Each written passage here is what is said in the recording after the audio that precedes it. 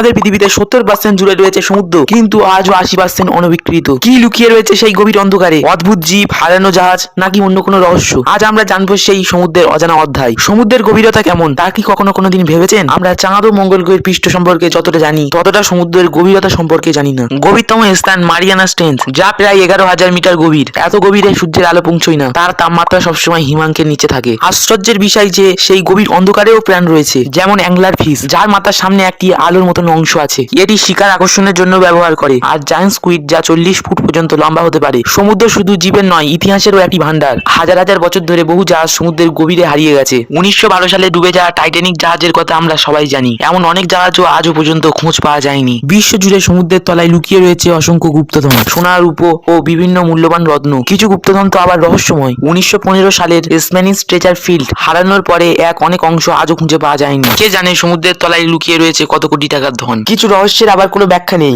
যেমন বাইমোরা ট্রায়াঙ্গেলের কথা ধরা যাক। এখানে অনেক জাহাজ এবং বিমান নিখোঁজ হয়েছে। বিজ্ঞানীরা বলেছেন যে এটি হয়তো প্রাকৃতিক কারণ, কিন্তু এই ঘটনা আজও মানুষের ভাবায়। আরো রয়েছে রহস্যময় শব্দ। 1997 সালে সমুদ্র থেকে একটি শব্দ শোনা গিয়েছিল, যেটা দা ব্লুপ নামে পরিচিত। বিজ্ঞানীরা এখনো নিশ্চিত নন এটি কোনো প্রাণীর শব্দ, নাকি ভূমিকম্পের শব্দ, নাকি অন্য কিছু। সমুদ্র শুধু রহস্যের নয়, আমাদের ভবিষ্যতেরও চাবিকাঠি। এখানে রয়েছে অসংখ্য প্রাকৃতিক সম্পদ, কিন্তু দুঃখের বিষয় যে আমরা আমাদের সমুদ্রকে দূষিত করছি। প্রতি বছর প্রায় 8 মিলিয়ন টন প্লাস্টিক সমুদ্রে ফেলা হয়। এর ফলে অসংখ্য সামুদ্রিক প্রাণী বিপন্ন হয়ে পড়েছে। আপনারা কি জানেন, বিজ্ঞানীরা বলেছেন যে 2050 সালে মাছের থেকে বেশি প্লাস্টিক সমুদ্রের মধ্যে থাকবে। এটি শুধু সমুদ্রের নয়, আমাদের জীবনেরও ক্ষতি করছে। তাই আমাদের সচেতন হতে হবে। এই ছিল আমাদের সমুদ্রের রহস্যের ভিডিও। যদি আপনি এরকম আরো অনেক ভিডিও পেতে চান, তাহলে কমেন্টে জানান। আর চ্যানেলে নতুন হয়ে থাকলে অবশ্যই চ্যানেলটিকে সাবস্ক্রাইব করে আমাদের পাশে থাকবেন। আপনাদের সাথে দেখা হবে অন্য কোনো ভিডিওতে।